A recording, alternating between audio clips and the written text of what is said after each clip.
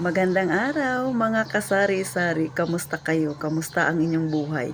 Sana ay nasa mabuti kayong kalagayan.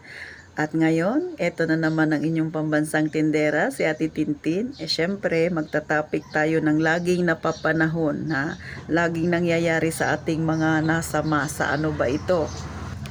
Nagtataka ka ba bakit laging nauubos ang iyong budget nang hindi mo nalalaman kung saan napupunta? Lagi kang nag-iisip bakit nasisira ang iyong budget? Baka ginagawa mo ito. Baka ang ugali mo ay kagaya ng ugali ko noon nung ako'y nagtatrabaho. Ano ba ito, ha? Sabi sa vlog ng mga kagaya kong content creator, pagpupunta raw sa isang grocery store, syempre babadgetin mo yung sweldo mo. Katulad sa akin, nagtatrabaho ako. Iisulat na raw lahat ng bibilhin. Ginawa ko naman yan. Kaso, kulang ako sa disiplina. Kaya, nangyayari, nasisira ang budget ko nang hindi ko nalalaman. So, paano ba nangyari? O, edi ganito, di ba? Syempre, maglilista ka. Pagdating ko dun sa grocery store na aking pupuntahan, edi dala-dala ko si listahan. Mamimili ako ngayon. Kunwari, ang nakalagay sa listahan ko dalawang corned beef lang, dalawang sardinas lang kasi yun lang yung kaya ng aking budget. Ang kaso, pag nagawi ako dun sa promo, may nakalagay doon 5 plus 1 na sardinas. So, syempre, akala ko naka-save ako. Kukunin ko ngayon yung promo. O di, syempre, lalaki na ngayon ang aking gastos. Pagdating ko pa sa ibang bagay, ganun ulit. May mga promo ulit. So, syempre, masisira talaga ang iyong budget kasi ang dapat na bilhin mo ay 2 piraso lang. Ang binili mo panay promo, mga 5 plus 1, 7 plus 1 na mga, may mga ganun talaga mga kasari na, na product, mga noodles na yan. O, di, nasira siya nang hindi mo namamalayan. At pagdating mo ng counter, tama naman lahat ng pinamili mo, sakto naman. Ang kaso, panay promo ang binili mo, kaya lumaki ang nabayaran mo. So, nakita nyo mga kasari, ganon ako. Imbis na makatipid. O kayong mga nanay dyan, natatawa ba kayo? Kasi ugali nyo rin yan. Yung ugali ko noon, o diba? Siyempre, sa pag-iisip natin, makakatipid ako kasi 5 piraso tapos may free na isa. O, akala ko nakatipid ako. Yun ang akala ko. Pero kasi, pag dumating ako sa bahay, siyempre, iniisip ko kaagad na, marami na akong stock. Ang problema naman ngayon, syempre dapat sundin mo yung schedule ng pagluluto mo. Ang problema, nakita mo na marami kang stock, luto ka ng luto ngayon. So, nasira pa rin ang budget mo. So, nakita nyo ba mga kasari? Ganon talaga ang buhay, mga kasari. Kaya, sa totoo lang, kahit ano pa ang panuorin mo ng mga nagbablog na yan, kahit sino pang pinakamagaling na magsalita dyan, pero kung ikaw mismo sa sarili mo na nakikinig, na nanonood, na naghahanap ng kasagutan, wala kang disiplina sa sarili mo, wala pa rin yang mangyari. Kaya nasa sa atin talaga yung tamang pagdidesisyon at saka pagtitipid, paghawak ng pera. O nanay, napangiti ka. O kasi totoo. O diba? Yan ay isa lang yan sa mga bagay na ginagawa natin na hindi natin namamalayan. O eto pa. Bago ka pumunta ng palengke, nakalimutan mong mag-check ng ref. Ang kaso, dumiretso ka na ng palengke, namili ka ng mga ulam ngayon. Siyempre, schedule na yan, Lunes, Martes, Miyerkules, lalo na kung lingguhan ka mamalengke. Hindi mo namalayan, hindi mo napansin na yung mga gulay na pinambibili mo, marami ka pa palang stock sa ref. Pagdating mo ngayon sa bahay, isasalansan mo na yung pinamili mo, nakita mo, may kaparehas na gulay pala doon, tapos nasira na. Hindi mo na check, hindi mo rin naman naluto. O, di ba? Kahit sabihin pa natin 10 pesos lang yan na kangkong, 10 pesos lang yan na kamuti, talbos ng kamuti. Kung hindi mo yan ibinili at hinulog mo sa alkansya mo, sa loob ng 1 taon, magkano ang naipon mo? O, di ba? Mindset na mga kasari ko diyan. Kaya ngayon pag naiisip ko yan, natatawa ako sa ugali kong mga kasari, di ba? Pero hindi ko siya napansin noon na yung ugali ko pala ay ganyan. Marami akong nalulustay kahit napabarya-barya. Pero kung inipon mo, medyo malaki na rin. So, ilan lamang yan, mga nanay dyan, na nanonood sa akin, na kung bakit hindi tayo nakakapag-ipon. Bakit minsan kulang na ang ating budget. Kasi sa ating ginagawa, wala tayong disiplina. So, ganun po mga kasari. So, ano pa ba?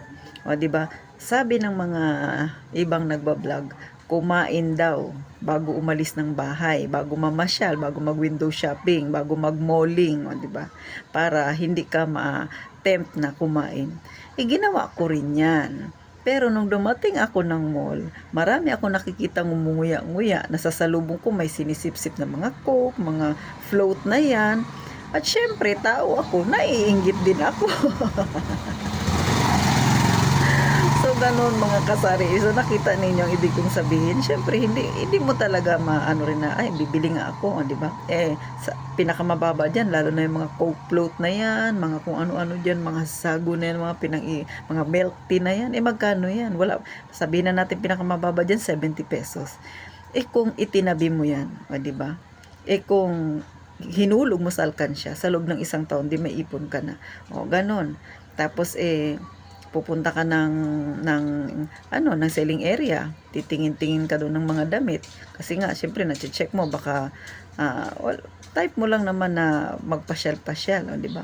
Pero na-check mo nga na may isa doon ng mga parang buy two free one, mga ganun, di ba? Usually nangyayari sa mga pangloob, mga bra, mga ganun.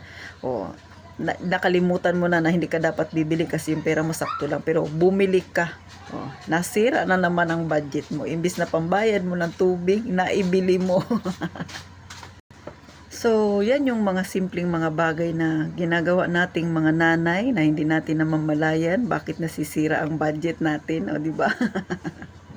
Sa totoo lang, gawain ko talaga yan mga kasari. At hindi ako naihiyang aminin yun kasi yun ako dati.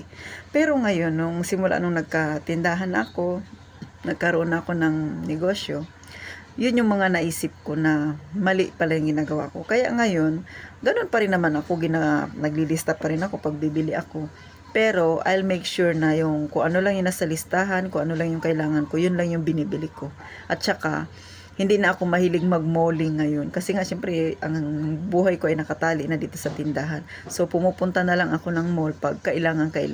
Tsaka, kung ano lang yung kailangan kong bilhin, doon lang ako pupunta. Hindi na ako nag-iikot-ikot kasi alam ko, matetempt na naman akong bibili. Masisira na naman ang budget ko. Kunwari, ang kailangan ko lang, bibili lang ako ng panloob. Doon lang ako pupunta sa area na yun. Hindi na ako mag-iikot-ikot kasi kilala ko na yung sarili ko.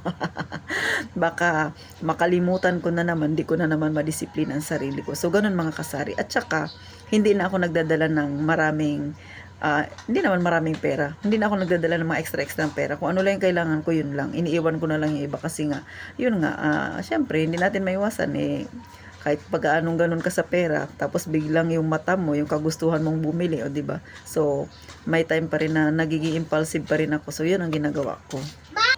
Kaya ngayon, medyo kahit papano simula nung bitawan ko yung mga ganung ugali na isip ko. Ngayon may naipon-ipon na rin ako kahit konti. So malayo na yung ugali ko yung noon at saka ngayon. At saka syempre, ito ay sineshare ko sa inyo, mga kananay ko diyan, mga kasari-sari ko diyan, 'di ba? Mga kaut-utang dila ko at mga subscriber ko diyan. Sineshare ko sa inyo kasi gusto ko mamulat din kayo. Baka isa rin ito sa ugali ninyo, hindi nyo lang napapansin. Kasi ako ganun din, hindi ko siya napapansin. Pero ngayon na napaisip na ako, kailangan ko na syempre mag-ipon kasi meron na akong goal sa buhay. Tsaka higit talaga sa lahat, sa totoo lang. Kahit na marami pa yung magsasabi sa iyo, mag-a-advise sa iyo na ganito ang gawin mo, ganyan, ganyan. Sa katutak pa yung panoorin mo na pag-iipon. Pero kung wala kang disiplina sa sarili mo at kung hindi mo talaga gagawin yan, wala pa rin mangyayari. So, ang susi niya nasa sa atin pa rin mga kasari. Kahit ulit-ulitin mo pa yung panoorin yung mga sinasabi ng mga pinapanood mo, kung hindi mo naman uumpisahan, hindi mo gagawin, hindi mo paninindigan yang pinapangako mong mag-aayusin mo na yung budget mo, wala pa rin. Mga ganun lang yan mga kasari. Ito ay sinishare ko sa inyo para, 'di ba, nakakatawa yung mga ganitong style, pero totoo yan. Nangyayari talaga yan. At saka, noon nangyari talaga yan sa akin. Pero nga, kailangan lang natin magkaroon ng goal. Tsaka ma-motivate talaga tayo mag-ipon mga kasari. Tsaka, syempre, gusto ko rin na matupad yung aking pangarap. Ayoko yung tumanda ako na wala akong ipon, wala akong makukuha na in case of emergency. At saka, ngayon kasi malakas pa tayo. Ngayon natin kailangan mag-ipon. Kasi pag tumanda na tayo, mahirap na tayong mag-ipon. Hindi na natin kaya yung katawan natin. At saka mas mainam na ngayon simulan na. Hindi pa naman huli ang lahat. Para mas marami-rami ka pang maipon habang medyo malakas ka pa. Baka biglang may mangyari sa atin, hindi natin masabi. At least, mayroon din tayong maiwan sa ating mahal sa buhay. Ay, hindi man natin hinihiling yun. Pero syempre, yung ang naglalakad lang sa kalsada, di ba? Kita mo, lakas-lakas pa, malaman mo, maya-maya, di ba? O wala na, kasi nga may nangyaring hindi maganda. So, ganun din po. So, sana nakapagbigay ako ng inspirasyon sa inyo. Natawa kayo sa aking kwento, o 'di ba? Sa aking experience. O baka kayo ganyan din, o 'di ba? Relate na relate ka kasi ganyan din yung ginagawa mo, 'di ba? May time pa, may chance pa na ayusin natin, 'di ba? Ang pag-iipon hindi yan nagmamadali. Kailangan lang nating disiplinahin at yung sarili natin at saka sanayin natin mga kasari. Yun lang naman yung key doon. Sanayin lang natin yung ating sarili. At saka higit sa lahat, kung ano lang yung kailangan mo, yun lang yung bilihin mo. Kung meron ka pa naman, tiyagaan mo yun. Huwag bibili ka agad na marami kang tsinelas dyan na naimbak. Gusto mo, bili ka na naman. Tambak-tambak na yung tsinelas mo, di ba? Hindi naman marami ang paa mo. So, ganun yung mindset ko. Kaya, noon, marami akong mga tsinelas na yung mga sandas, pero ngayon, iilan na lang kasi saka na lang ako bumibili pagkasira na talaga yung isa. Kasi hindi ko naman yan magagamit ng sabay-sabay. So, yun na yung mindset ko ngayon. So, sana nakatulong ako sa inyo, di ba? Napangiti ko kayo kahit saglit lang kasi ito ay real talk. Ito talaga yung problema nating mga masa, di ba? Ito yung mga nangyayari sa atin. Sa mayayaman, okay lang yan. Mayaman naman sila kahit mag-collection pa sila dyan ng mga milyon-milyon ang halaga.